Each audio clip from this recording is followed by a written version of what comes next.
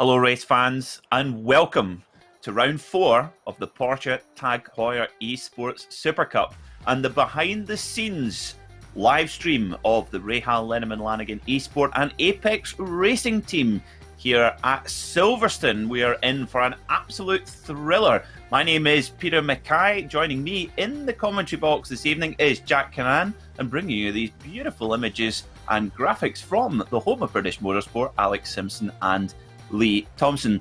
Jack, it was a much greater return to form for both the RLL and the Apex Racing team guys after a bit of a disaster at Catalunya, but right back on course at Imola 1 week ago. Yeah, absolutely. I mean, it was a brilliant return to form. Every single car getting inside that top 10 in the feature, which is wonderful to see.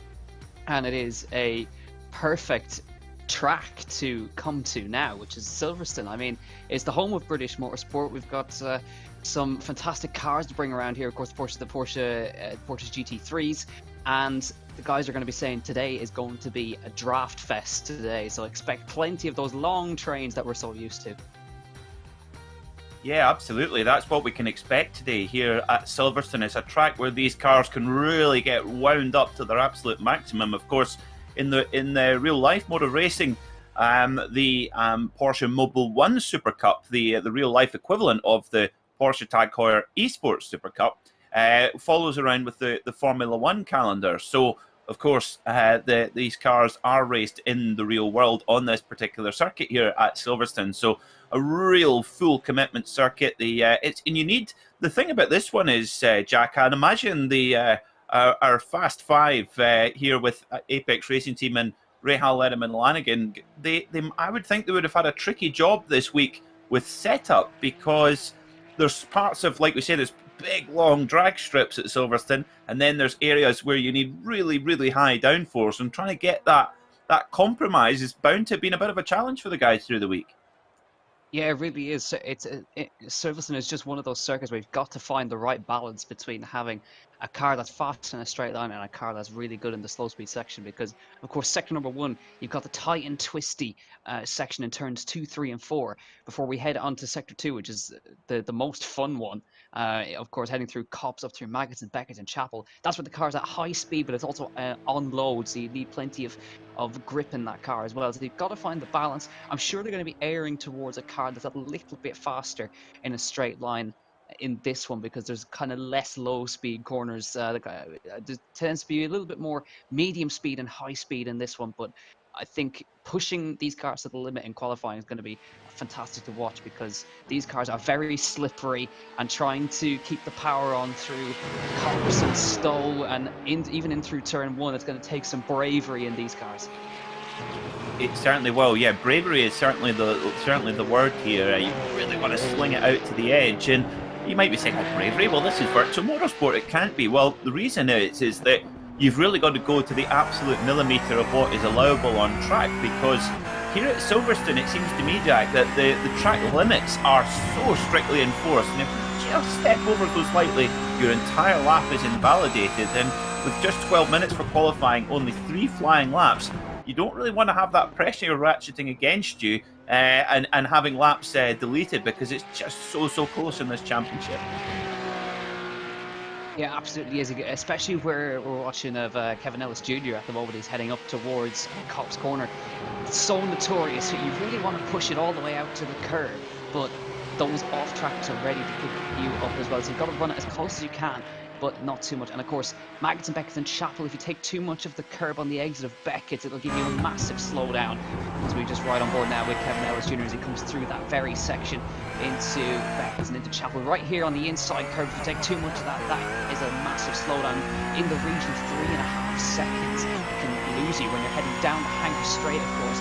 This is where we're going to see plenty of slipstream, possibly the best overtaking opportunity in towards Stowe Corner. We'll have the first few laps coming into now, as we see Kevin Ellis Jr., of course, winner in Interlagos, and got himself a very nice P2 at Imola, of course, and was so close to getting that win, but just that slipstream train, it's so hard to overtake at Imola, but he did well to keep himself in there for that whole year. Absolutely. Well, here comes Zach Campbell then in the 15 car for Rahal Lenneman Lanigan over the line. He goes, he pulls out of it, So he sets a lap time, but isn't going for another at this point. So we'll see if he can get time to get another lap in before the end of the qualifying session. At the moment, the times are coming in thick and fast. Johan Hart, fastest of our boys so far, in 9th position in the 90 car. Brilliant effort from Johan. Really, really good stuff. We're looking now at Jeff Chiazzi, the number 7 car. You can identify Jeff's car with the Valentino Rossi-esque yellow stripes on it as well, which as we found out last week, Jack, matches racing boots. Yeah, they certainly do. We're going to find out whether he's wearing those lucky shorts and those yellow boots once again. Again, Jeff Chiazzi had a great result with the top 10 last time. Here comes Jeff now through the last corner. Great bit twisting here to see if he can get himself a little bit further up that field, crosses the line. And he goes into 20th for now. He will have another chance to go for another run in a moment's time. Jamie Fluke is currently 18th, but highest placed car at the moment is Johan Hart, only 0.3 of a second off of the fastest man at the moment, which is Dane Warren in the 57 car, and Sebastian Job, the last winner at Imola. Of course, he is in P2 in the sprint race, that is, before he had that spin earlier on. But we have one car in the top 10. I'm sure there's more pace in the cars right there, so I expect them to get a little bit further up the order, because the guys are feeling quite confident heading into this race today.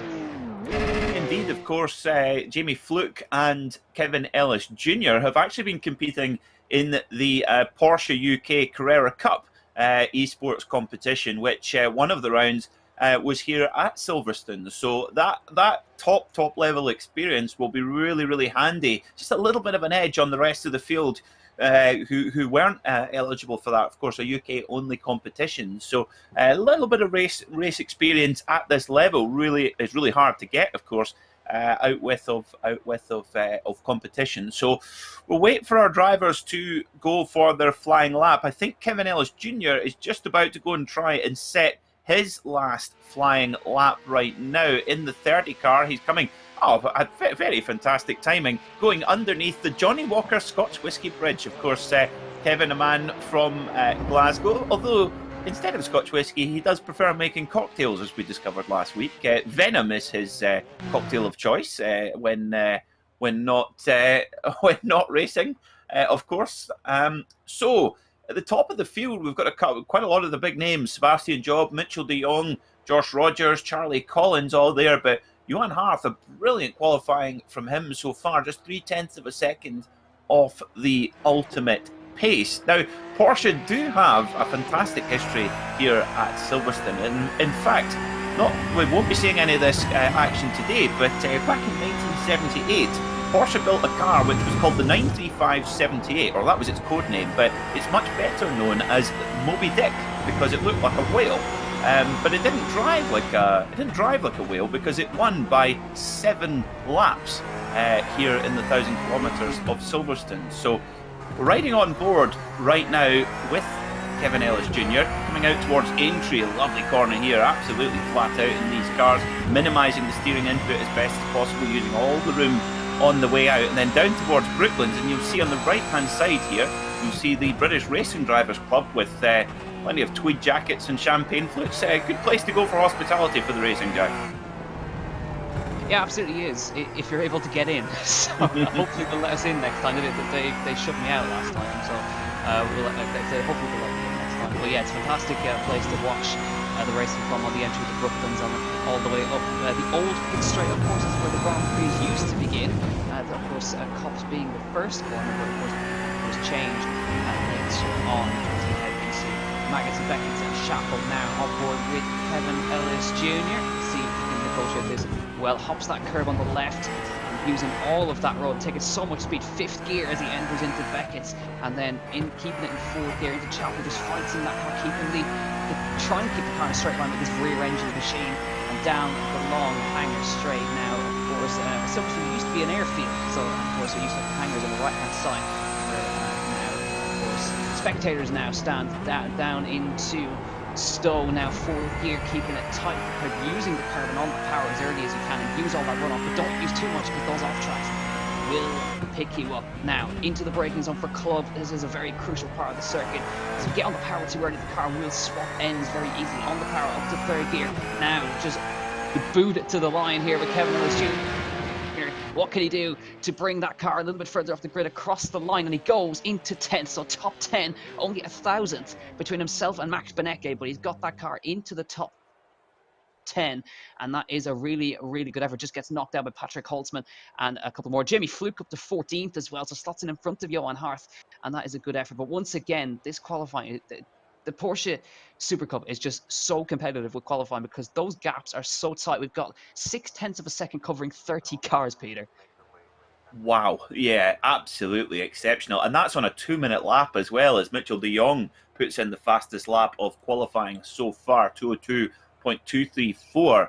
We saw there on Kevin's in-sim cam a big punch of the air and a sigh of relief, it seemed, for Kevin. We normally don't see Kevin get too animated in the sim. He's just normally a model of concentration, but he was, you could tell that he'd taken a big deep breath for that qualifying lap, and to get onto the 6th row of the grid, that really puts him in the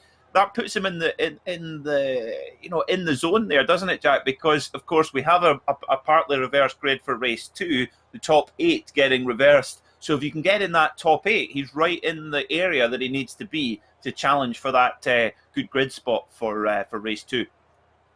Yeah, that's exactly what he did last time in Imola, of course, getting that P7 in the sprint race to then get himself on the front row for the feature, and of course battling it out with Josh Rogers, and a great fight to the end between those guys. But all cars are now over the line as far as we can see. So Kevin Ellis Jr. P12, Zach Campbell is 18th. And then for Apex Racing Team, Jamie Fluke is the highest placed with 14th, just ahead, a couple of thousands actually, between himself and Johan Hart, and Jeff Ghiazzi in 19th, just behind Zach Campbell. So all in the top 20, which is a very decent effort from the guys. But pole goes to Mitchell de Jong by no less than 0.02 of a second around this one as we grid up for the sprint race here at Silverstone, which is always a fun one. Here's the grid then. Mitchell de Jong by 0.02 of a second over Dane Warren in second. Sebastian Job in third, with Tommy Oscar in fourth. Charlie Collins in P5, and championship leader Josh Rogers in P6. Then the other Red Bull Racing Esports car of Graham Carroll is 7th, and Salva Talens for MSI is in P8. Then it's Mac Backham, and top 10 for Patrick Holtzman for Team Redline. Then it's Max Benecke and Kevin Ellis Jr. for RLL Esports. Then followed by Jeremy Bootloop in 13th, and Jamie Fluke now in 14th, with Johan Hart on the row behind in 15th. Dave Williams, Alejandro Sanchez, who fought for that victory, of course, in MLS, in 17th for MSI, and Zach Campbell in 18th with Jeff Ghiazzi. Just behind him in 19th, and Alexander Thiva behind, with Thibaut Casabon, Sindre Setsas, Ayahankan Guven, and Mati Kaida Soya in 24th, with Thomas Tattala, Marino Saricha, Ricardo Castro, Alexander Walters, Christopher Dambietz, and Jack Sedgwick. Martin Kroenke, Daniel Lafuente, Josh Thompson, Diogo Pinto, Pekka Toivonen, and Mikkel Gade in 36th position in this race. So a few more down the order: Maxime Ramstein, Ricardo Rico, Brian Lockwood, and Carlos Fenalosa, who didn't set the time. But that is a field spread, 36 cars within 0.9 of a second. I think that pretty much describes the Super Cup. And on a 2-minute lap as well. That's quite a long lap for these cars as well. I mean, absolutely mind-boggling. If you were to extrapolate that with on a kind of graphic, the cars wouldn't be very far spread apart in terms of distance. But as you can see, Kevin Ellis prepared for this 7-lap sprint race on the 6th row of the grid. Max Benecke along beside him there, just you can just see in the left of shot. The lights are prepared then. We are nearly ready to go here at Silverstone for round 4 of the Porsche Tag Heuer eSports Supercup. Off they go then for 2 races here at Silverstone. Our boys right in the meat of the pack. They're just going to work on getting through clean in these early stages as they head through into the new village section. You can see Sebastian Job there in the Red Bull car having a big look up the inside. Kevin Ellis Jr. Needs to be careful not getting sandwiched in here. It's so busy. Left, right. It's very, very easy to get into contact. And spin for Johan Harf. Oh, dear. Spin for Johan Harf. Jamie Fluke's got through. Jeff Ghiazzi's got caught up in it. There's cars on the roof. Absolute mess here as they run up towards Aintree. But a bit of a lottery there, Jack. Yeah, really important. I think Zach Campbell was caught up in it as well, but I think Jamie Fluke managing to just about get out of that was just a massive stack up. There's nothing God could do about that. Kevin Ellis is clear. He is in P10. Car behind him, of course, with damage, so he's made up now two spots in the top 10 right now. Zach Campbell actually did make it through. He's in 13th place now. Jamie Fluke's 18, so it looks like Johan got caught up in it as well with a spin. And Jeff was also winning as well, so that's unfortunate for those guys. Let's hope that they can recover, but so unlucky. Just one spinning in front of the field, and that caused that big chain effect. There is Zach now, and he's on the back of Jeremy and Max Benecke, who's carrying that front end damage from that contact earlier on. But for the rest of the field, it seems to be mostly through for the moment now. But there's definitely a gap between the guys up front, and right on board now with Zach Campbell chasing down Jeremy Bootloop in front of him. But at least we've got some of our boys that managed to survive that first lap. But really unfortunate for the guys that started further down, because there's nothing they could have done about that. No, definitely not. You're absolutely right there, Jack. It's just a little bit of a lottery, a little bit up to chance and perception, but brilliant job so far from our young American star, who, do not forget, came through pre-qualifying. 20 grid spots came from the 20 top finishers from last season's championship, 20 grid spots from pre-qualifying, and I can assure you it is absolutely brutal. And Zach Campbell has really earned his place, and he is really impressed, been by far the standout performer of those pre-qualifiers. He qualified 18th for this race, already up into 13th, and a couple of the cars in front of him have got quite a bit of damage. He's got past, my apologies, I thought that was Zach there. He's just still holding 13th position there. Benecke moved forward a couple of positions, now onto the back of Kevin Ellis Jr., who's 10th after qualifying 12th. We're going to get a replay and try and dissect what happened in the opening corners. Alejandro Sanchez hit, oh goodness me, hits one of the Coanda cars like a golf ball off a tee. Goodness me, well that was a big Bertha crash. Oh my word. Poor old Jeff Piazzi. Well, those shorts, well, they'll bring him luck later in the race, I'm sure. Yeah, seems like it, as Kevin Ellis Jr. now look at his Max Benecke absolutely on his bumper through Cops Corner. That is very, very close indeed. I swear they were touching through there. And Kevin Ellis hanging on right now. So now Kevin, of course, he's only 2 spots away from the first grid pole, so he's in a good spot right now. So if he can maybe gain 2 more spots, which is easier said than done, of course, but he's got to fend off Max Benecke, and just 2 cars back. You can kind of see a glimpse from there. That is Zach Campbell just behind that VRS car of Jeremy Bootloop, but Max Benecke is the man putting him under pressure at the moment. So let's see if he can keep him behind, which is also easier said than done, as he's also chasing after the car and on board with Zach Campbell now. You can just see just the cars in front of him. And Max Benecke and Kevin Ellis Jr. has got Patrick Holtzman in front of him, which they are fighting it out right now. Kevin's got a little bit wide into that corner. Benecke is going to have a little look at him there, and he managed to just hang on for now. Let's see if we can see what happened to Jamie. A little tag from behind there, and that was so unlucky. He had to take avoiding action and go out there, and Jeff actually managed to pull up alongside him there as they came through, and they all ended up back together almost. Just a little tap and they were sent him wide. He had to get on the brakes, and again, just really, really unlucky for the Apex guys today. But currently, we still have the RLL eSports guys up fighting it out with the top boys at the moment. Yeah, it's just been luck has not been with the Apex Racing Team boys so far in this opening race here at Silverstone. Of course, we have 2 races, 7-lap sprint race, which we're in the middle of now, and then a 14-lap feature. So it's still time to recover the meeting. Not been a good start for Jeff Piazzi, been very, very tough for our Brazilian star so far in this race. Just been on the wrong side of others' incidents, but we'll see if he can recover throughout the rest of the meeting. But a good start indeed for the Rahal Ledovan Lanigan eSports guys, Kevin Ellis Jr. and Zach Campbell, who have had a really good start to the season in general. Actually, of course, a win at Interlagos in the feature race Kevin Ellis Jr. and a podium in the feature race last time out at Imola.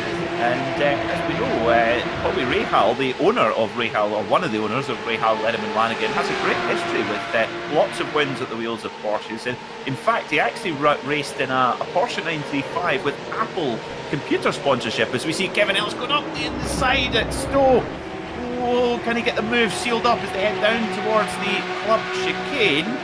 Side by side they go, and it's going to be, he might just have to give best here, but might get it on the flip-flop. Does he get it, the Scotsman? Yes, he does, and Beneke spots a little bit of an opportunity there on his Team Redline teammate, and Kevin Ellis Jr. through to 9th. So, yes, Bobby Rahal in this Apple computer sponsored 935 was the same car that Paul Newman nearly won Le Mans in 1979, Jack. Same chassis. Stuff. Peter always comes out with stuff that nobody else knows. Great stuff. Now you do. Excellent. Our weekly trivia with Peter McKay, as we see Zach Campbell and Jeremy Bootluke coming through. Patrick Holtzman is coming back at Kevin Ellis at the same time. They're side by side. And as well, Kevin gets pushed out to the curb. Zach Campbell trying to get past Jeremy Bootluke, but can't quite do it. Now he's going to have a little look on the inside and head into Brooklyn's corner, but is not able to get on those brakes late enough. Kevin Ellis, by the way, they're still side by side between Patrick Holtzman as they head into. He's going to have the inside for Luffield now, and he should be able to nip in front here. Beneke is going to try and follow through as well, getting perfect grandstand shots from Zach Campbell's car. He's getting into the rear, I think. Off goes Zach Campbell in a big way as they head at the exit of Luffield corner. Now what happened there? Did he get a tag from behind? It looked to me because he was trying to steer left and the car was not going that direction. Oh god, everything's falling apart for the guys today, but Kevin Ellis is currently now the only car inside the top 10, fighting out hard with Patrick Holtzman, who's now a gap of a second Tommy Oscar, but he's one position away from having that reverse grid pole, so maybe hopefully he can rescue something there, but so unlucky because Zach Campbell didn't quite see what happened, but ended up on the wall somehow. Yeah, there's. I wonder if he's maybe had. Yeah, it certainly looked from my angle there that there was some sort of contact that turned the car around. We will look into that, folks, and we will get a replay if we possibly can to see what happened to Zach Campbell. He had such a strong start to this race. Now we're going to get a look now. So there he is. He's side by side with another car. Can't quite tell who that is. I think it's a Team Red. Oh dear.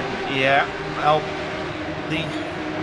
just an unlucky one there for Zach, and unfortunately a bit of contact with the wall, which is never going to be good as the cars stream by. So, after such a promising start, it's not going to yield the result they might have wanted to. Yeah, again, that was really unlucky. I think they just became, I think there was like the slightest bit of contact in the wrong place. For him there for Zach, and I think it was Ivan Guban, I think, who just tagged him down, and unfortunately that's ended up like that. As we see, there's Jeff Piazzi making his way back to the field, gets past a lovely move on Ramstein around the outside of the exits of the village section, and does he get in front? Yes, he does. Lovely move from the Brazilian in front of the 729 car, as you can see, one of the Apex Racing team as well, just following through in the background with a big lunge up the inside on Pekka Toivonen. And does he get it in front? I think he should be able to. He's going to have to squeeze him out for Luffield, but Pekka Toivonen is not having any of that as they head into Luffield corner. He's going to have to give it up. No, he doesn't, and just plants it around the outside and gets it in front of Piazzi, makes up another position and gets past none other than Zach Campbell, who's limping around at the moment. Yeah, Zach's carrying a lot of damage. It's going to be not a great deal of points, if anything at all, from this particular race for Zach Campbell. Really disappointing. Qualified 18th, got up to the fringes of the top 10. Just a very unfortunate end to this race. And mind you, the one slight crumb of comfort, I suppose. Oh, but it was digital aero wake there. This has been a really fractious race, hasn't it? Yes, digital aero wake, I like to call it. Digital aero wake. Yeah, that's actually, I think I'm going to call it that from now on. It sounds a lot more, sounds a lot better than Netcone, I think. This is Kevin Ellis, 2 laps to go, Peter. Right in front of him is Tommy Oscar and reverse grid poles. Let's see if he can pull this off.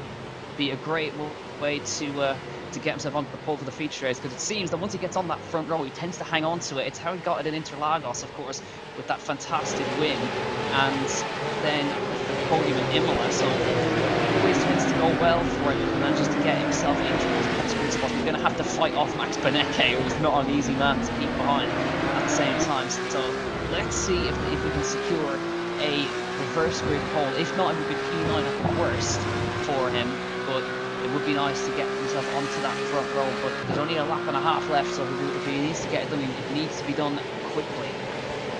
Yep, you're absolutely spot on there. It needs to happen now, and yeah, this is absolutely critical here for Kevin Ellis Jr. because, as we've seen so many times, qualifying is vital. Of course, when the field is basically covered by a gap that over a race doesn't really seem to make much of a difference. They're all on such a similar pace because these are basically the 40 best sim races in the world, for lack of better expression. And you know, it's if you've got that front row start, it's all the hard work is kind of done. Whereas you very rarely see drivers carve through the field in this championship, guy.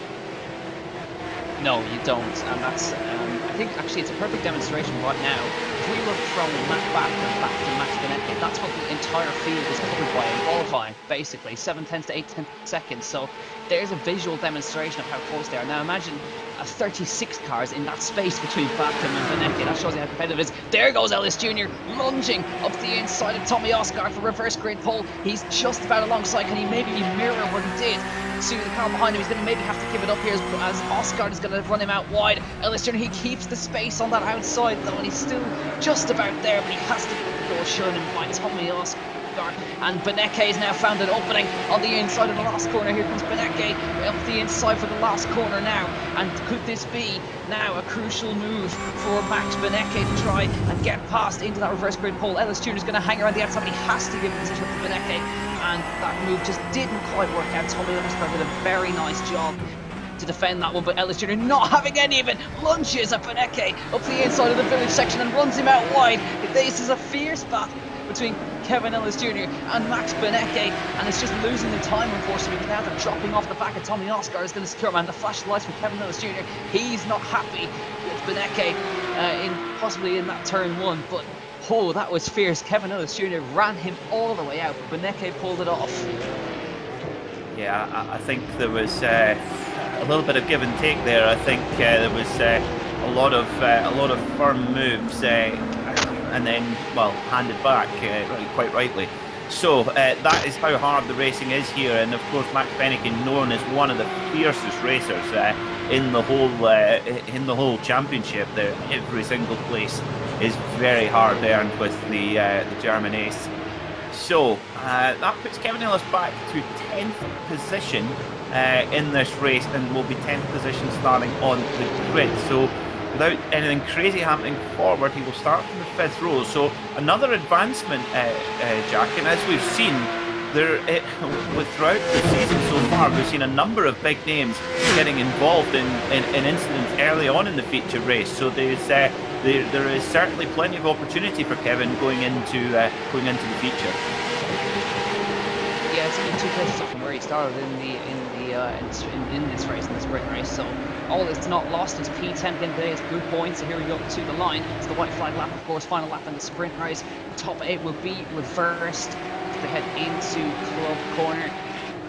So Tommy Oscar will be on that P8 anniversary pole. Mitchell de Jong has taken the win in the sprint race, ahead of Josh Rogers, Lawrence, Sebastian Job and Charlie Collins, and then Graham Carroll, Matt Backham and Tommy Oscar, with Kevin Ellis Jr. in P10. Jeff Ghiazzi did very well to recover to 25th after getting involved in that one instant. Johan Hartman just behind him, 26th, and Zach Campbell is limping that car across the line for 32nd, and Jamie Fluke as well, coming across in 35th place. So not the best one for the guys, but one car in the top 10. Kevin Ellis Jr. He finished 10th. He'll start 10th, which is not a bad job at all.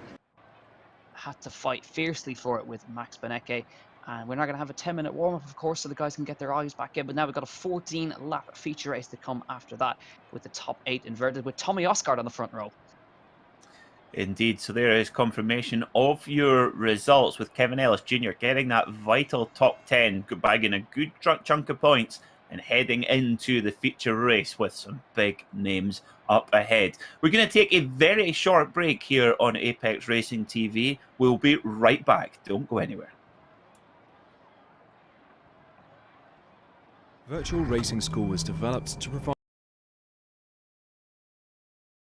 support to the next generation of sim racers. No matter if you're a rookie or veteran or what car or track you'll be racing, our goal is to provide training every step of the way.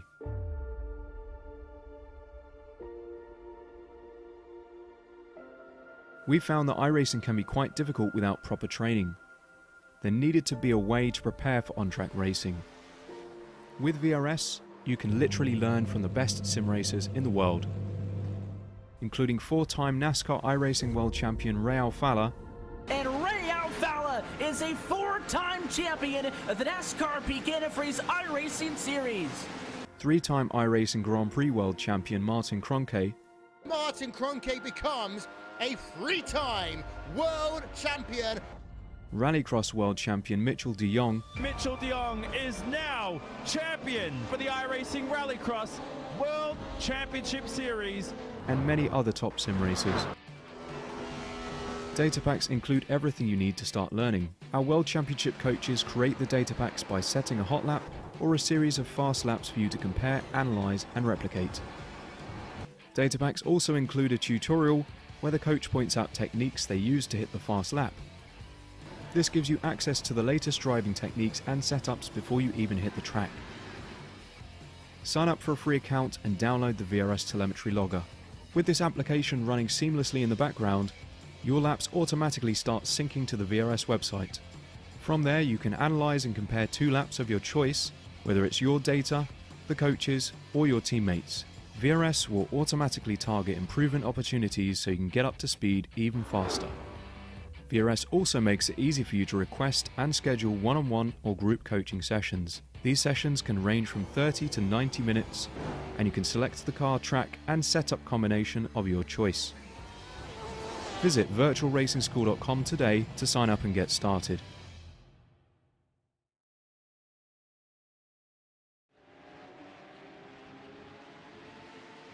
Welcome back to Apex Racing TV and the Porsche Tag Heuer eSports Supercup.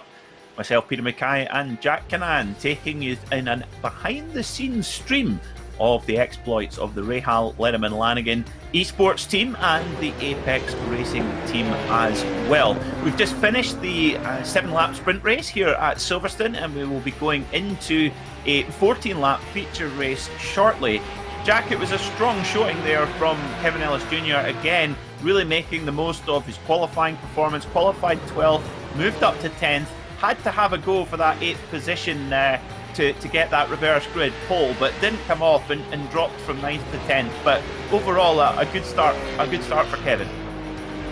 Yeah, it was. He's in a decent spot now for the feature. Of course, going to be starting P10s, though still on for some very decent points. It's the top 20 score points in this one, so it's a decent lot of points. Zach Campbell was so unlucky with the contact between himself and the car behind. There's just such fine margin in this one, just the quarter panel to rear end, and nothing that he could have done about that one, but still limped across the line to really starting in 32nd place for this one for Zach, of course. But let's see if he's able to get himself maybe inside the top 20. Be a great effort if he were able to do that. And of course, it wasn't at all a good one for Apex Racing team getting caught up in the first lap incident with that huge pile-up. Unfortunately, with Johan in it, Jeff got into it, as did Jamie, and they all managed to still get across the line though, which is always the important thing. But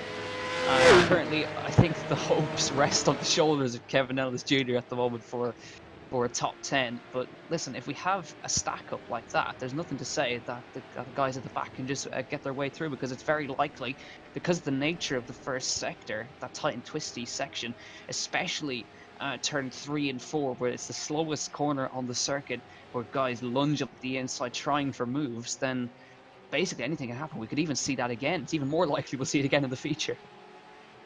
Yeah, very good point indeed, Jack. And yeah, exactly. For every car that drops back and hits problems, that's an opportunity for the drivers behind. So, yeah, we'll see what Jamie Fluke, Jeff Gyasi, and Johan Harf can do, and Zach Campbell for that matter. Zach will start from 32nd on the grid. Jamie Fluke will start 35th.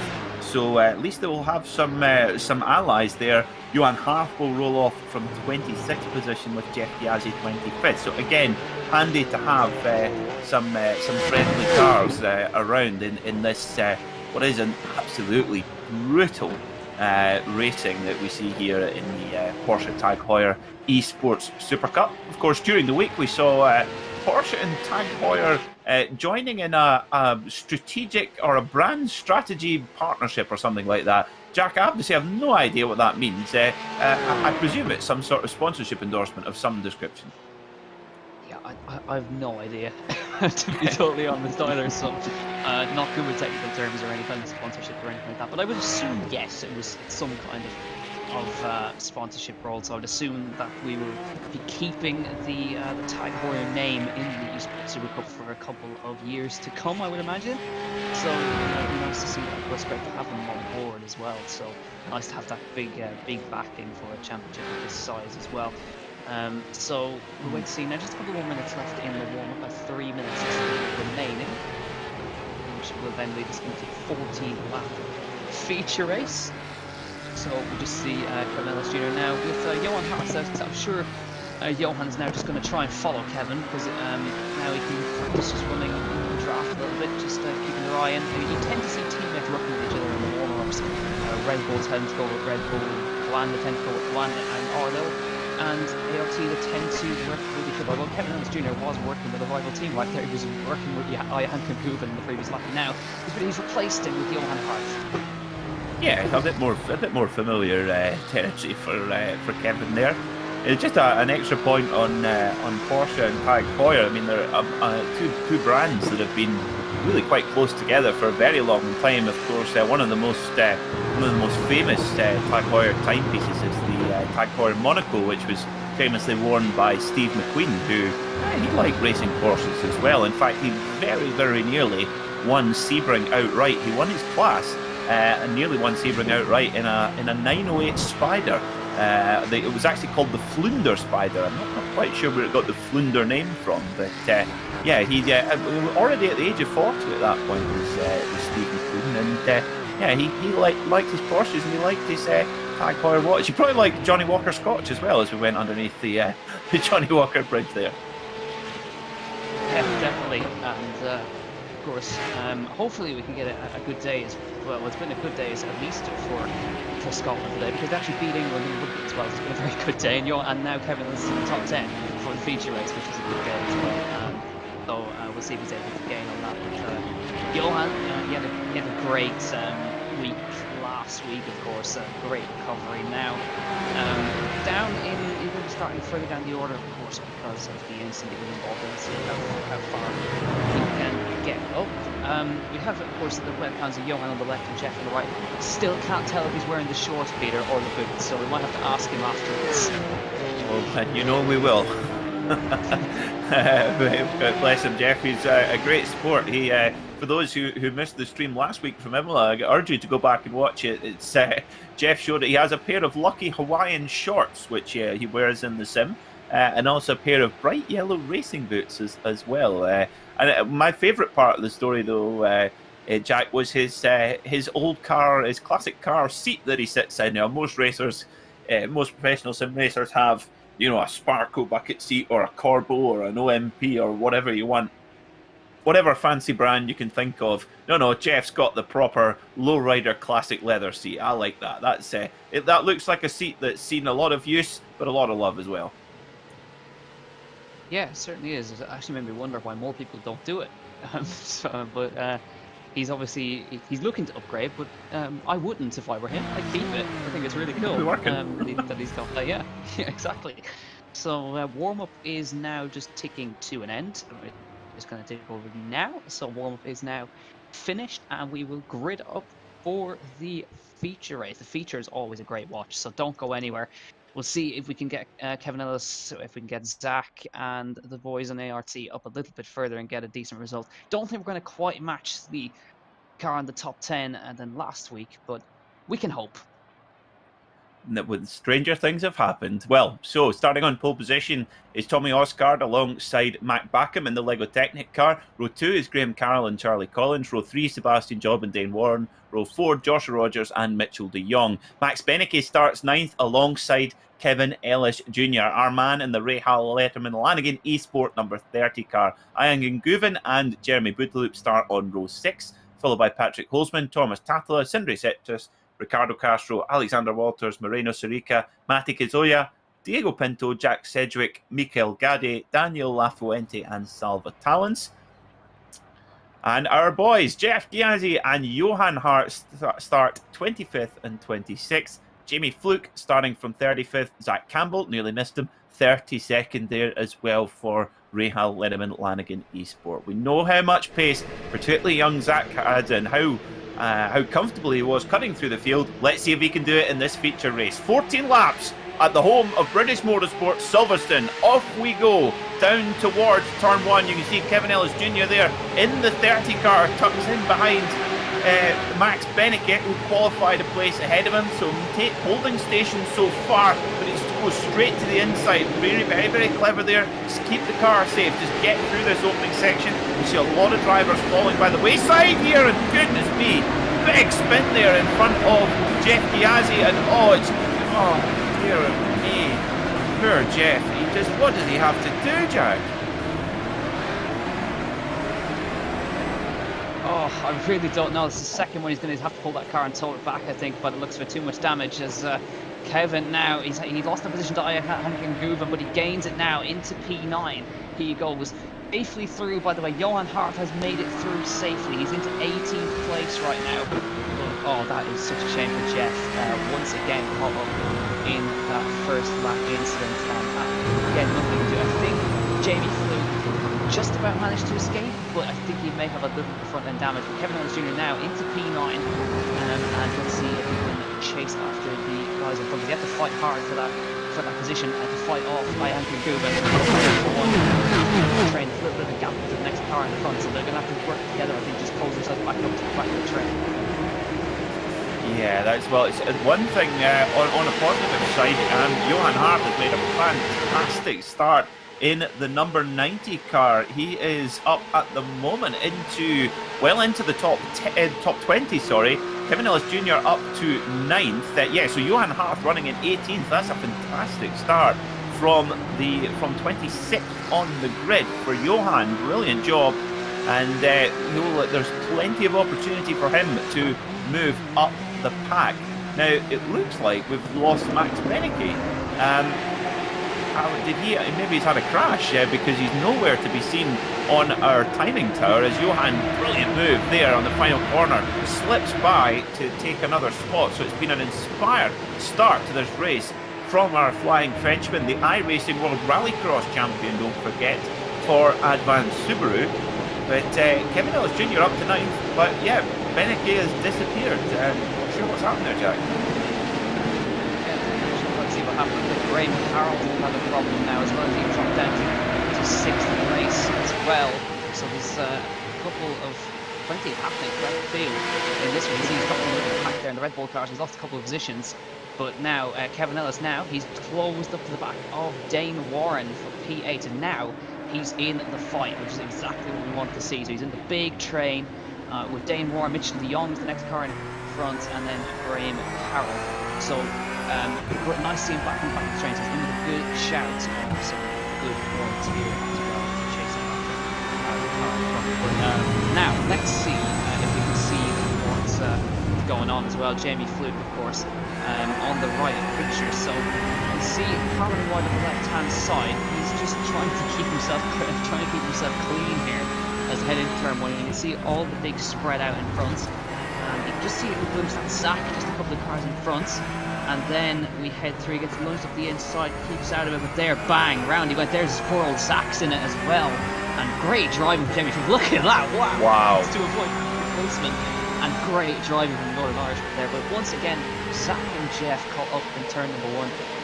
But now we see Jamie Fluke managed to get through it unscathed and keep himself out of it. But again, same corner, Peter. Exactly, it's almost exact repeat of what we saw in the sprint. Good me, yeah, it's been a crazy start. I think that might have been even crazier as well. I mean, Jeff just getting smashed.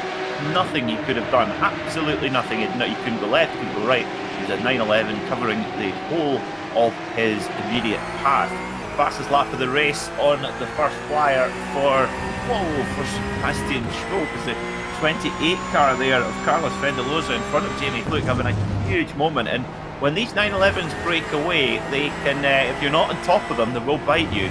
Of course, a rear engine, the same recipe that's been such a part of the 911 story since it was released to the public in 1964.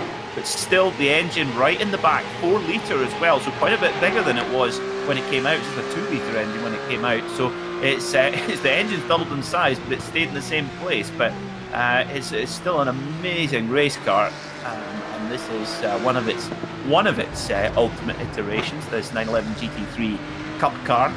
In fact, more expensive to buy one of these second-hand than it is new, so it's always good to get an allocation of one of these cars. Yeah, it really, really is. You can just see there, Kevin just made up a position on Dane Warren, and now he's chasing after Mitchell de Jong is next in his sight, as well as Charlie Collins and Graham Carroll, who's at the lead of this train of cars. So Kevin now into P8 on track, and he's now in a big sandwich. There goes Johan into 16th place. Now he's making up place. That's 2 more positions he's gained on track right now. He chases after the next car in front. So excellent job from him and Jamie Fluke now, just behind Fendalosa, who just keeping an eye on him as well. So Jamie Fluke into 31st position, and let's see if he can maybe make a move on Fendalosa. Here's the head down into Stowe. He's going to have the outside line, not an easy line to take here as they come down into Stowe corner. 28 on the left, Jamie Fluke on the right hand side for Edmonds Racing Team. He's going to probably back out of that one and try and get up on the lead. Fendalosa covers that apex very, very nicely. Jamie's in top. I think this one, once again, he's going for the inside of the next corner. He thinks about it. He does have a little look up the inside there. Holds alongside Fendalosa, but does a nice job and then tries to get a switchback line textbook. But again, Fendalosa just covering it up just enough. Has to sit behind. Wide on 14 in this one. And now, this is actually really good to watch with Kevin on the right side, because believe it or not, Kevin is in the middle of a massive sandwich of Coanda cars. Yeah, well, you've been calling the action there brilliantly, Jack. I've been watching Kevin in the monumental punch-up. It's like it's like watching a Jackie Chan movie where he's got five bad guys around him trying to eliminate him, shall we say? And he's doing a great job. Really fighting hard. I mean, Kevin Ellis got some brilliant racecraft. He's shown that. Sebastian Job looking very wayward in front, just a couple of positions ahead, going quite wide in a lot of places, and that's sort of backing the pack up slightly. I mean, it's virtually backing the whole field into itself. Kevin Ellis up to 8th position, so he's moved up 2 spots from his original qualifying position. And I tell you what, Jack, 2 top 10s, a pair of top 10s would be really, really good to come out of here with. Yeah, now I was wondering what was happening there. Actually, Tommy Oscar dropped from the lead down to P9 to Josh Rogers in the new leader, and he's actually fighting with Mark Backham, so this might drag Sebastian Job and the rest of them into this one. So Ellis Jr. up another position, he's into 7th place. Let's have a look and see what we can see what happened between. Looks like Sebastian Job and Tommy Oscar came down into Clough. Was there a little door bang between the both of them here? Oscar went back up the inside, big fight between the both of them. And as you can see, Oscar was still in front, but Job was not having any of it. And off into the gravel, bounced off the barrier. Tommy Oscar did an amazing job to keep it in a straight line. Pit round's very similar to what happened between Zach and one of the cars behind. Just unlucky with the rear quarter panel right there. Tommy Oscar dropping from the lead down into P9, and that was Sebastian Job briefly in the lead, but now takes over Josh Rogers. Funnily enough, I was thinking exactly the same. I was like, this is a carbon copy, a different corner, but exactly the same incident sort of type as with Zach Campbell. Bit of a racing incident. I'm sure the Porsche stewards will have a look, but yeah, interesting one there. And it actually really played in Kevin's favour, because it's backed the field up quite a bit. He's now up to 7 spots, so this has been an excellent start to this race from Kevin Ellis Jr. and still only 5 laps down, 9 to go. So there's still plenty of work to be done, but it's yet another consistent performance from the man from Glasgow in Scotland. Brilliant stuff as we come in underneath Brooklands and towards Luffield. And, you know, we joke, but Kevin is outnumbered here. You know, you've got 2 Red Bull cars, you've got a multitude of Kwanda SimSport cars who all live in the same house, for goodness sake. So Kevin doing a great job here, running alone, running solo, really doing a great job in this big, hefty battle. Yeah, he's actually, I'm just counting, he's been in between 6, no less than 6 Kwanda cars at the moment, of Collins, De Jong, Warren, Oscar, and Kuba. He's in the middle now. Jamie Foot with another 2 positions. He managed to get past Fedorosa, and he's now on the back of Alejandro Sanchez. A man again, Alejandro Sanchez, fighting for the win, and now he's ended up down field as well. Front end damage, so he's got caught up in that first lap incident as well. But now Kevin Ellis Jr. on the back of Noel Stand Mitchell De Jong is his next victim. He's going to try and get past here, and he's also got to watch out for that car right behind him, just under big pressure now. And put on with the result now. Defends that inside slightly. You just see Ayana Kuba making a move on Bootleg behind and gets in front for the next part of the racetrack. So it is a good race so far. He's really mixing up in the middle of the Kwanda cars right now, and former championship leader in front of him now as well. Of course, Kevin Booth led the championship after back one. Mitchell De Jong was leading it for a little while. Now it's Josh Rogers who leads the championship, and he's also at the lead at the moment as well. See Charlie Morgan got a bit quite to a different line, and they're trying to cut back. He's trying to get past Blaine Carrollin, and Kevin's like, well, he'll battle as hard as he wants. I will come through and pick up those pieces. Quite interesting. I don't think the Kwanda team manager will be very happy with Einken Guven and Jeremy Bootloop, because all they're doing is actually slowing themselves up and losing the front group right now. It might be that the group comes back to them, but you can't really give away a millisecond here in the... Oh, be careful. Deary me, Johan nearly getting tapped there. He's back to 23rd, so had a few issues here as the Frenchman. Got up about as high as 16th, 17th place, so drop back a little bit. But you just see the train of cars, one tiny mistake, and you just drop positions for fun. Goodness. So as we're approaching half race distance as well, Kevin Ellis Jr. in the front group. Well, actually, they're starting to separate again, aren't they, Jack? There's a leading trio there, and then a second quintet there, which Kevin's in the middle of. You can see him there, the red and black Rahal Linneman Lanigan eSport car, but he's got a really good reference marker in front with Charlie Collins and Mitchell De Jong directly in front of him, a brilliant drafting partners, if you like, and although they're not running in the same colours, he can use them to his advantage. I reckon Graham Carroll is kind of backing them up to keep them away from Sebastian Job in front. So you can see here now, look at this, De Jong coming at Charlie Collins. That'll open the door for Kevin here if he can get this done. Now the VRS teammates going at it here, and they need to be careful because they'll lose them time, and Kevin doesn't need a second invitation to come through, but now you can see behind as well. Now they're going to battle it out between a couple of cars. He's going to maybe lose out the car line, not quite. Again, a similar cutback line to what Beneke used, but not quite able to get through. But you can see now Ellis Jr. defending the inside line on Dane Warren. He's trying to keep the Australian behind him as Sebastian Job gets past Mac back in for second place, just a little place further up the road, and he can now chase after Josh Rogers. Now remember in Imola, Peter, remember the battle between Josh Rogers and Sebastian Job out for the lead. I would love to see a repeat of that, but I would also like to see Kevin get involved in it. Well, let's see. Dane Warren looking very racy here in the 57 car. My goodness. Well, Kevin did a great job to keep him behind going into Copt into the first, into the old opening corner there. Well, this is really tense here. We're only a half race distance, don't forget, but Kevin's just got to be very careful not to lose. He's got to keep touch with Collins and De Jong. That's the really critical part. He's got to stay in this lead group and kind of get swept along with it. He's got the pace to be there, to make no mistake, but he's just got to keep that momentum up. He cannot afford to be thrown back into the group behind. It's such a unique kind of circumstance, isn't it, Jack, when all the drivers are on almost identical pace. You just cannot afford to be thrown back in. It's all about momentum here. Yeah, it's not just losing one place, it's losing about 5, so you've got to be in that consistency. So you can see here, there's the lap times versus Kevin Ellis Jr. Josh Rogers opening out about half a second a lap, but of course he's got free air, so there's that involved as well. You can see Mitchell de Jong is all over the back of Charlie Collins, and he really wants to get past, but he's not been able to do so. And again, we see a similar thing from Charlie Collins. He's going to have to now defend from his teammate de Jong, who nips up the inside of the last corner. They're going to slow each other up here, and Kevin Ellis Jr. now, he's got to think about this. Does he force it 3 wide? He's going to have to back off. No, he's going to go to the inside on Mitchell de Jong for turn 1. Has to back out of it. Smart driving there. That was never going to end well if they went 3 wide into turn 1 there.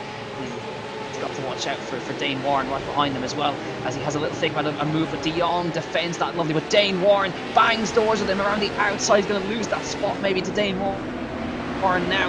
Has to leave the door open from the inside, has to leave him space, and he's going to get shoved out a little bit now by the Guanda driver, and Dane Warren just nips in front, and that was all from taking a different line turn 1, and Dane Warren said thank you very much, Kevin.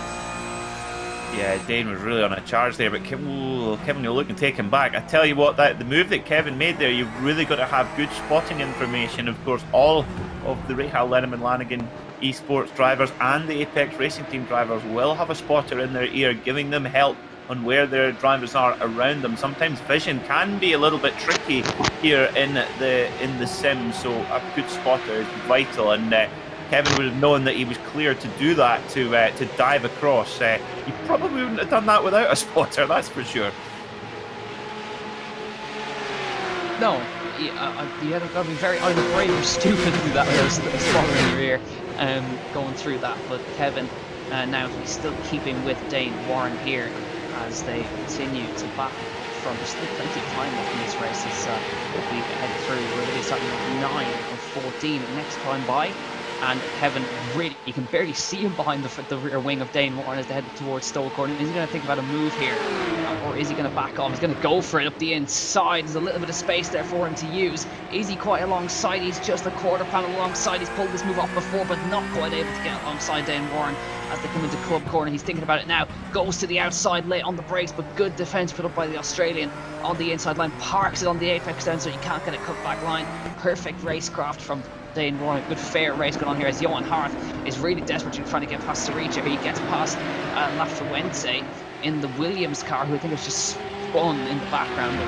Johan's recovering here now on the back of Saricha, and see if we can get past the Italian here. But he dropped down to 23rd, made it back up to 19th place now, and that is crucially in the point. So he's on for a point paying position. Yep, that is critical. You've got to keep booking those points, of course. When you need to try and maintain at least the top 20 in the championship when the season finishes, because that guarantees you your spot on the grid and therefore your world championship license. If you do not, then you've got to go through the peril and the unpredictability of pre-qualifying, and no matter how impressive, how much pace you have pre-qualifying, so brutal. If you think this racing is hard, you should see the pre-qualifying. My goodness, it's just the Wild West. As you see, Jamie Fluke up into that top 20 in this race as well, so good drive through the pack from his grid spot there for Jamie Fluke. Of course, started 35th, so doing a fantastic job right now is the man from Armagh in Northern Ireland. Kevin Ellis Jr. back to 8th now behind Dane Warren, and Dane Warren just losing touch with his two Coanda teammates, Charlie Collins and Mitchell de Jong, which must be frustrating for Kevin now. Maybe slightly held up, ever so slightly behind Dane Warren, but we're talking such minute margins, Jack. We're just seeing Jamie Fluke there in that first sector, made a couple of brilliant overtakes to get into 20th place. We also have a new leader, by the way. Sebastian Job is now leading this race, managed to overtake Josh Rogers now. Jamie Fluke under pressure from the 211. Right behind, he's going to switch to that inside line. He moves to the outside And Jamie now is going to have to try and send one around the outside of Stoke Corner. He keeps his foot in it all the way around the outside. Space is left, and Jamie is going to hopefully hang on to that place on the inside, but this is a fierce battle for the last points. Payne position runs out wide, forces them onto the curb. Brilliant racecraft from the Northern Irishman, and that's going to force a 3 wide moment in the background between the MSI guys. And Jamie Fluke is now firmly into 20th. That small little battle in that last corner has given him some breathing space, which is exactly what he needs. Yeah, he'll be. Oh, the teammates! The teammates! Oh dear! Oh no!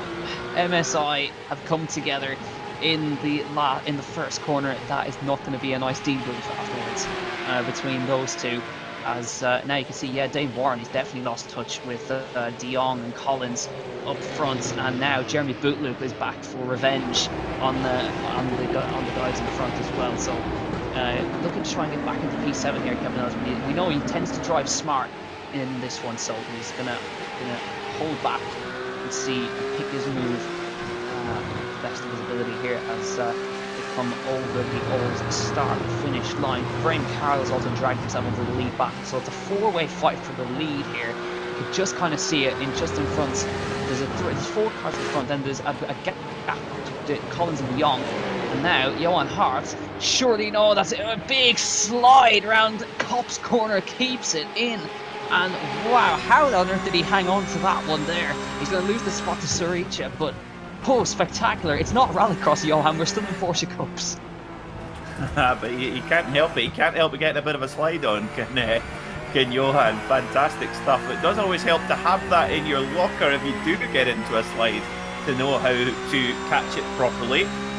So, down the hanger straight they go, right on the back of the Williams eSports car ahead. Number 69 machine up the inside. Goodness me, this is getting very, very busy here for Johan Hart. The 33 car of Ricardo Castro Moleno in there as well. The VRS car, number 69 Moreno Surica in the Williams car as well. And it's really getting quite fierce there as well. Now, Kevin Ellis Jr. has got a bit of problems here. He's got the 77 of Jeremy Bootloop all over his. Oh no! Oh no! Johan's had a spin. Oh dear, dear, dear. Oh, and this. Be careful. This. That is just he's backed out of it. So maybe incurred damage there. Suspension damage for Johan. Oh, well, if he didn't have bad luck, he'd have no luck at all, Jack. Yeah, there you go. It's not been a good day for Jeff and for Johan. James Fluke is now into 19th place after that. So we have 2 cars left in the points in Kevin and Jamie. Zach, of course, was in the first lap incident twice, and now Jeff, of course, was caught up in it as well. And now we've lost Johan in the space of that as well. So Kevin is now the highest placed car of both teams, and is under some pressure now.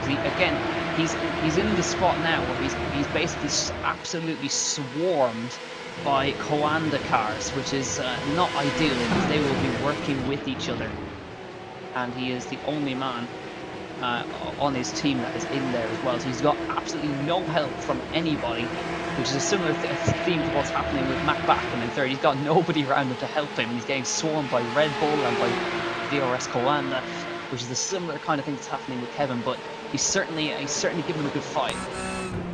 Well, the one thing that Matt Backham has in his favour is that nobody ever wants to step on Lego. I mean, that is, of course, there's no pain like that. So with him being in the Lego car, maybe that's his sort of force field that's it's gonna protect him here. Now, something you don't see very often, Kevin Ellis Jr. flashing the lights, and I presume kind of frustration here, probably just angry that he can see the others just pulling away slightly there from Dane Warren, and there's not really much that Kevin can do about it. He's trying everything he can to get past the Australian, but just not quite able to do it. And Dane not quite got the pace to draw the gap up to his teammates Mitchell de Jong and Charlie Collins.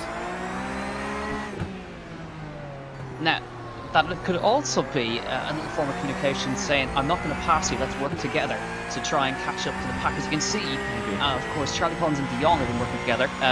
Remember, they were battling for a little while, and then it kind of stopped, and now Charlie Collins is actually very nearly on the back of Graham Carroll. You can just see it in front of your screens as they head through Brooklands.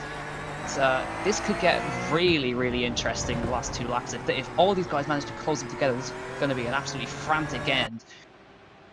Sebastian Job at the head of the field, ahead of Josh Rogers, and yeah, Johan Hart unfortunately now officially out of the race. As here's Jamie Fluke. He's now actually trying to gain the positions because Johan was actually just fighting with Saricha, and now Jamie Fluke trying to get himself a little bit further up the order as well, if he possibly can, and gain some more points for the team as they head into Copse Corner. But no way through for him just yet. But Jamie, I think he deserves a good one after the incredible driving skills he showed in the first sector with having to do a slalom around cars going everywhere.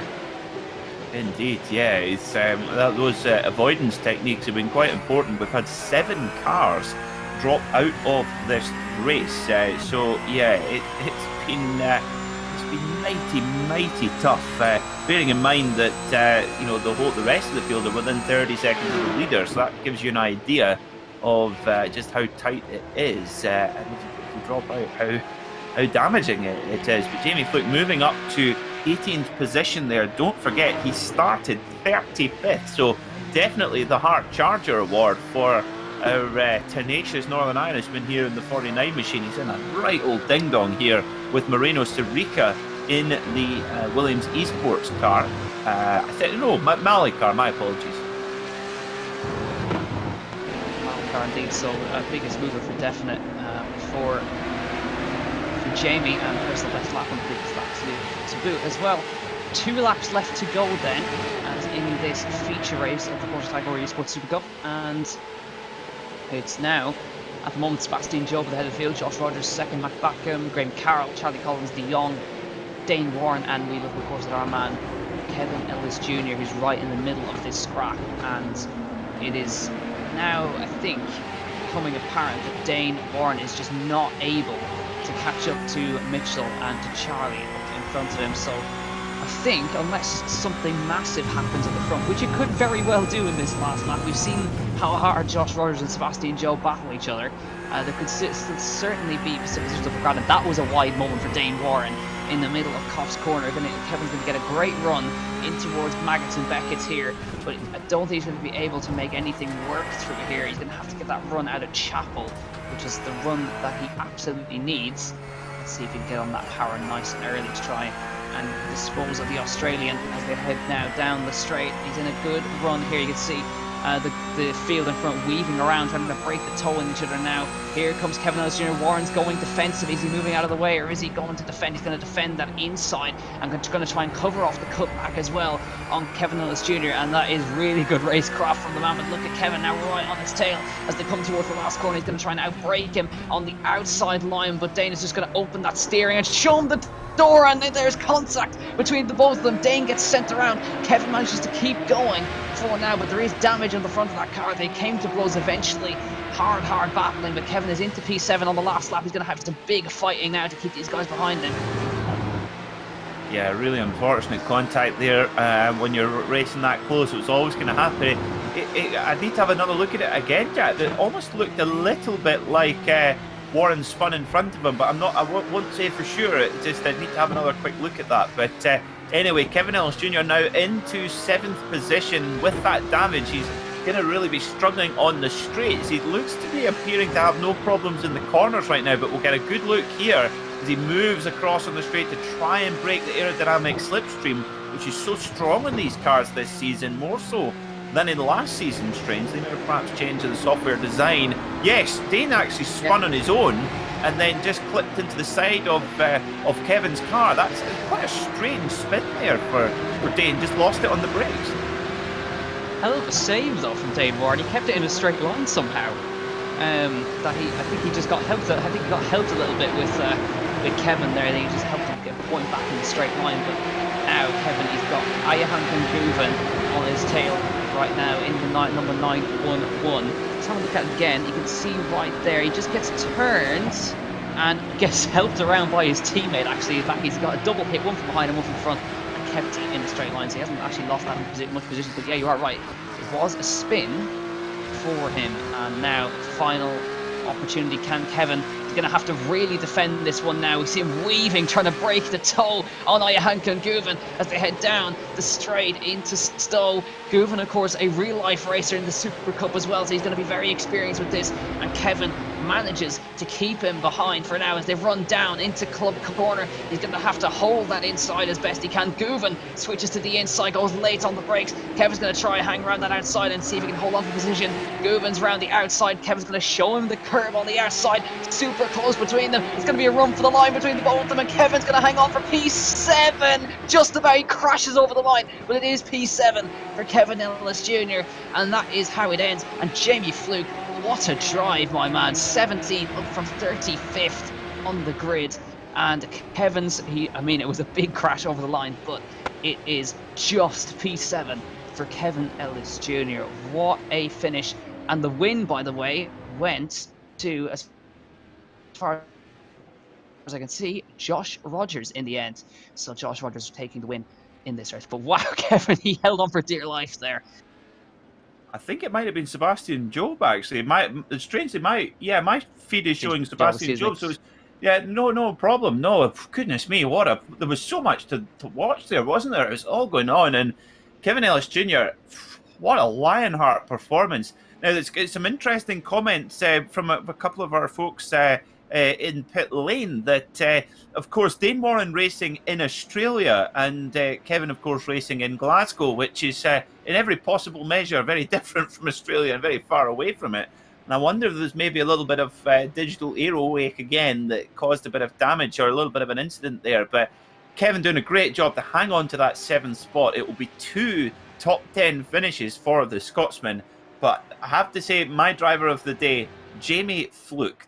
You don't get 1 place in this championship without being world class. But to make up 20 places, Jack, Jamie Fluke, you got to take off. You got to doff your cap for our tenacious Northern Irishman.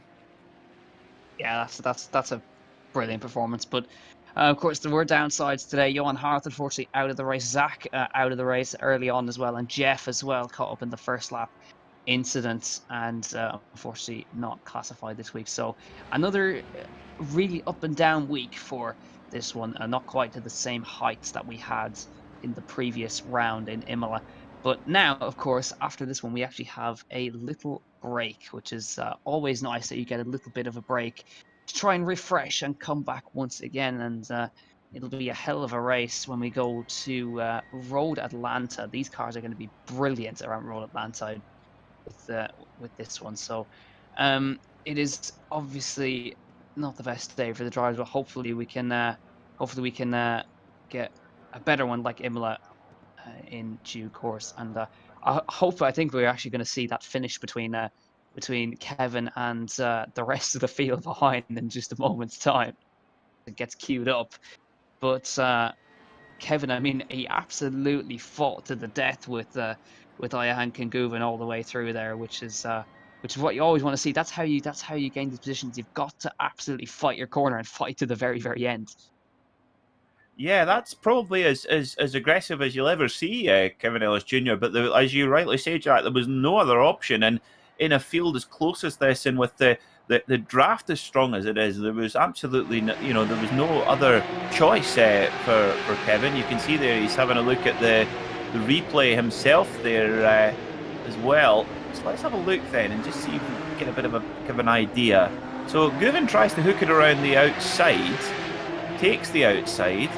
Kevin's taking his line, and yeah, a wee bit of argy-bargy there. But if you want to hang it around the outside of the final corner at Silverstone, that's what will happen, I'm afraid. So it's I'm sure that the stewards will have a look, Kevin will have a look, I'm sure Ian and Guven will have a look, and so you can see there was a few other similar incidents behind Kevin. So yeah, certainly a busy day, but ups and downs once again. But that's the nature of this championship here in the Tag Heuer Porsche eSports Supercup. I have to say, you've got to feel for Zach Campbell in the number 15 Rahal Letterman Lanigan car, Jack, because he had really strong pace. He'd made such a good start in race 1, and then taken out, no fault of his own, and then same again in race 2. So no points for Zach. But in 2 weeks' time, we're not only going to his home country, we're going to his home state. Of course, he's from the state of Georgia, where Road Atlanta exists. Yeah, so I'm sure he's gonna really want a good result there, and he absolutely does deserve one in this one. So hopefully we can get a better round for Zach, and Road Atlanta is going to be really, really good in these cars, especially with that long back straight, which is going to be fantastic heading into that. I'm picturing it now. That fight for the lead, down the back straight into that last chicane. I mean, it forces racing nearly Road Atlanta, which is what we love about it. Yes, it does. I mean, the last, of course, the long back straight, Jack. It's the drafting opportunities there. You're absolutely right, and breaking downhill with the ABS. My goodness, it's going to, or not lack of ABS, I should say. It's going to be crazy. And I've got some. But Jack, do I have some trivia for you in 2 weeks' time at Road Atlanta? Yeah, I really look forward to weekly trivia with Peter. Yeah, looking forward to that. We've got some interviews standing by, but we'll have those in just a moment. We're going to head over for a quick ad break. Don't go anywhere.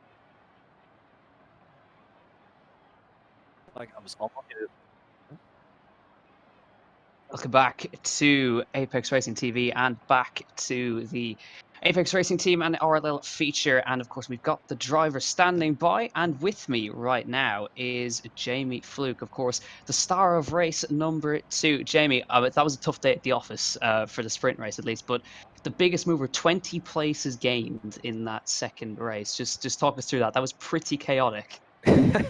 Yeah, that's a good word to describe it.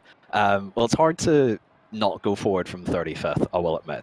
There's plenty of room to go, up the standings there. But yeah, first few corners were mental, and then every sort of like mini battle that I came up against on my way through also was mental. Like no one was interested in trying to catch the pack ahead and latch on to pick up points or anything like that. And guys were sparing off left and right. So I only made like a handful of actual overtakes, maybe 3, maybe 4. It was just everyone else got themselves into difficulty, and I tried to just plot my way through to the best of my ability. Yeah, obviously we proper race of attrition right there. But yeah, just talk us through that first lap again, because it'll be on the onboard on the stream. But where did you learn to slalom through some crash cars so quickly, so good? I would love to say I spent winter training in the French Alps skiing, but no, that was just instinct more than anything. To be fair, spending 3 years racing touring cars with some of the British guys, and that was a good training tool. So if anyone wants to know how to dodge or get plenty of practice in dodging things, then RLTC is a fine series to take part in and to learn your racecraft in that regard. Absolutely. Now, next round, we have a 2-week break now. Of course, we're heading to Road Atlanta. So, what's the racing going to be like there? Is it going to be kind of similar to Silverstone with the draft, or is it going to be a little bit trickier to overtake? Because it also is kind of narrow in places. Yeah, I don't think it'll be quite as chaotic as it has been here. However, we do have a very long back straight, which, depending on how we go with downforce levels, may end up having guys 3 and 4 wide coming into the final chicane. So it could be pretty leery. But the rest of the track is quite narrow, so it is hard to go side by side. Tough to say, really, because this season has threw up many surprises for me in terms of how the racing has been. Like I was expecting carnage, and oh boy, did we get it today. So maybe I'm underselling it a little bit, but it'll be a good watch no matter what way it goes. Absolutely. Well, Jamie, thanks for hopping in with us. And just before we let you go, is there anyone that you'd like to say a quick thank you to, or give a quick shout out to while we're on stream? Yeah, sure. So massive thanks to everyone on the team who's put a lot of effort and energy into making us competitive this season. And like we're maybe not quite as on the pace as we were previous weeks, but we still worked really, really hard on it. I'd like to thank SDK Gaming, Apex Racing TV, you guys, Apex Racing Leagues, and the Apex Racing Academy as well. And also just a quick shout out as well to the MSI guys who we have a technical alliance with. Those guys also do a really good job. Good stuff. Well, Jamie, thanks a million for hopping in with us. Biggest mover and slalom expert. Hopefully we'll be talking to you in 2 weeks' time at Road Atlanta. Thanks a million for hopping in. Cheers, thanks. Well, so not quite as good a skier, but he certainly learned his way in ARLTC, which is the league that you're involved with, Peter. Yes, indeed. And I see his beard is coming on very strong as well there. It's making him go quicker, that's for sure. I have to say I'm so pleased for Jamie because he had a really, really tough pre-season with quite a bad arm injury, which really prevented him from practicing as much as we know you need to do to compete at this level. But you look at where Jamie's come from the start of the season in round 1 to now. It's my goodness me, it's been great, and great to see him with a smile on his face after a great drive today. Another man who has had a very busy day, and I'm sure be quite glad to put his feet up after that one, is Kevin Ellis Jr. Kevin, that looked, well, it was exhausting to watch. Goodness knows how you feel after that. Tell us a bit about it. Yeah, I think it's fair to say that's the toughest race of the season so far.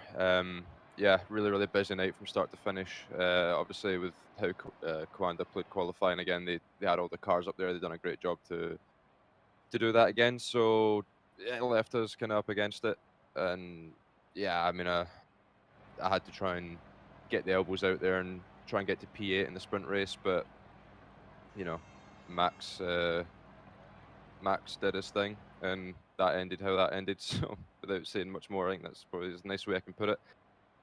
So yeah, started 10th and just tried to pick off what we could, and was sitting in 7th there in the feature, and then I just got a bit jammed up behind Mitchell, trying not to run through the back of Charlie ahead of him, I think, into turn 3, and it just allowed Dane to get back around my outside, so I was kind of stuck behind him there, and then he ran deep in the last corner as far as I'm concerned and hit me. So there's nothing I could have done. I gave him more than enough space, and he didn't even make the apex and hit me. So yeah, I made to come away with, I think it was a 7th in the end. 10th and a 7th, decent points, solid day. But yeah, I'm exhausted after that one for sure.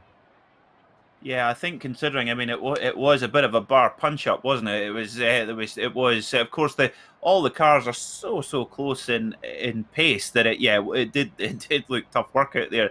Tell us a little bit about the last sequence there with side by side with Guven. I mean, it's easy for us to comment as onlookers, but how did you see those last couple of corners from your seat, and what your opinion of it all was? Well, I mean, I knew he was going to send it, but he sent it down the inside, and to be fair, we got it stopped. I was trying to leave enough space after what Dane done the very lap before, so I was just trying to keep it off of him. And then as far as I'm concerned, it's the run to the line. I don't know why there's a slowdown out there. So, I mean, I think if I was race control personally, I would just give Guven the position that he would have had rather than having him demoted down to wherever he ended up. I don't know why there's a slowdown on the outside of the start-finish line. It's a ridiculous place to put one. And when you're coming to the line like that, that's always going to happen. I'm sure if it was the other way around, Guven probably would have done the same thing. I mean, the guy on the inside is likely going to come away on top through that, but I didn't want to take any chances, so I kept the foot in it, made a bit of contact, and hooked left into him a little bit, not intentionally, just the way the car contact model is, and then it unfortunately pushed him into a slowdown. I mean, yeah, it's as I said, it's the fight to the line. There's going to be a little bit of contact, and the fact that there's a slowdown out there is just ridiculous. So I think race control should probably just give him P8 or P7, whatever they want to do with it, and should be left at that, in my opinion. Yeah, I have to agree. It's very honest indeed. It's we see it all the time in both 2- and 4-wheel motorsport here at Silverstone. It's always a run to that line. I mean, looking ahead, we've got another break, a week break next week, and then we go to Road Atlanta a fortnight from now. Now, that little bit of a break really helped going into Imola. What's the plan for the next fortnight heading towards Road Atlanta? I mean, we've got plenty of work still to do. We've got Carrera Cup GB next Sunday at Le Mans. That's a double points race, so a lot of time's going to have to go into that. So, yeah, I mean, I'll probably be able to make a start on Road Atlanta at some point this week, but obviously I'll need to drop it to go and do Carrera Cup GB and then come back. So, yeah, I mean, I'm looking forward to a little bit of a break, just kind of take it easy the next couple of days. Just kind of keep ticking away, but not as intense as the last couple of days have been. And just try and mentally reset a bit heading into Road Atlanta. It's a track that we expect Zach to run well at, so I'm hoping he can kind of carry me and teach me the ropes of the track a bit. It's a place I've always just sort of ran okay at. I've never really been anything special around there, so I'll be leaning on Zach quite heavily over the next 2 weeks to try and pick up the pace. But I think overall, we've got a couple of things we need to learn from qualifying today. We need to see what Command have done and see if we can learn anything to try and get the tyres into the window better, or if it's a setup thing. It's just something we need to look at ultimately. So yeah, I mean, just looking forward to having an easy few days ahead and relaxing a bit, and then get back into it. Well, it's well deserved. 2 brilliant top 10 finishes today, Kevin, and I'm sure Zach will be able to show you the way around his local circuit. Hopefully, you'll get a return the favourite at Knock Hill one day as well. If that's ever a pest track, that's going to be one hell of a race. Let me tell you. It's going to be great fun. Yeah, absolutely. Kevin, go and enjoy a well-deserved Venom, and we'll see you in 2 weeks' time. Much appreciated, guys. See ya. So there was our man, Kevin Ellis Jr., joining us in the commentary box here on Apex Racing TV. Jack, final thoughts. It was a busy race. It was a hard race. But I think Kevin will be very, very happy to get 2 top 10s and a solid stream of points under his belt after that one.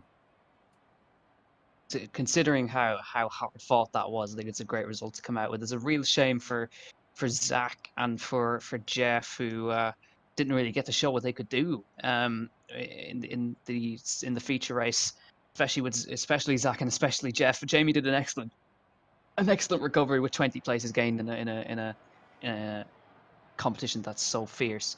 So he did from my perspective, did an excellent job there as well. But hopefully a better weekend next time for Zach and for Jeff especially, and for Johan too, who was running really, really well for a long time, and he unfortunately got caught up in an incident as well. So hope that he gets back to form in this 2-week break. So we look forward to that. But I'm really, really looking forward to Road Atlanta. It's going to be a pretty hectic one, with that first windy sector and then that long back straight, which is going to give us some hells of a fight. It's going to be a lot of fun. One of my favourite tracks in the world, and I'm sure the drivers are going to enjoy the next couple of weeks of driving hundreds of laps around Road Atlanta. Thanks so much for your support and for tuning into this behind-the-scenes stream of the Rahal Lenneman-Lanigan eSport team and the Apex Racing team in their exploits in the Porsche Tag Heuer eSports Supercup, amongst the best sim racers in the world. You can go on to rahal.com or apexracingteam.com for more information about our drivers, We'll see you in 2 weeks' time. Thanks for watching.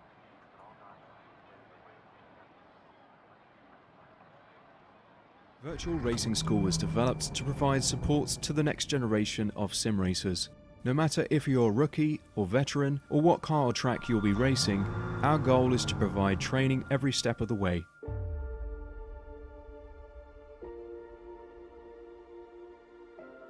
We found that iRacing can be quite difficult without proper training. There needed to be a way to prepare for on-track racing. With VRS, you can literally learn from the best sim racers in the world, including 4-time NASCAR iRacing World Champion Real Falla. And Real Falla is a 4-time champion of the NASCAR Peak Antifreeze iRacing Series. 3-time iRacing Grand Prix World Champion Martin Kroenke. Martin Kroenke becomes a 3-time world champion. Rallycross World Champion Mitchell de Jong. Mitchell de Jong is now champion for the iRacing Rallycross World Championship Series. And many other top sim racers. Data packs include everything you need to start learning. Our World Championship coaches create the data packs by setting a hot lap or a series of fast laps for you to compare, analyze, and replicate. Data packs also include a tutorial where the coach points out techniques they use to hit the fast lap. This gives you access to the latest driving techniques and setups before you even hit the track. Sign up for a free account and download the VRS telemetry logger. With this application running seamlessly in the background, your laps automatically start syncing to the VRS website. From there you can analyze and compare 2 laps of your choice, whether it's your data, the coaches, or your teammates. VRS will automatically target improvement opportunities so you can get up to speed even faster. VRS also makes it easy for you to request and schedule one-on-one or group coaching sessions. These sessions can range from 30 to 90 minutes, and you can select the car, track, and setup combination of your choice. Visit virtualracingschool.com today to sign up and get started.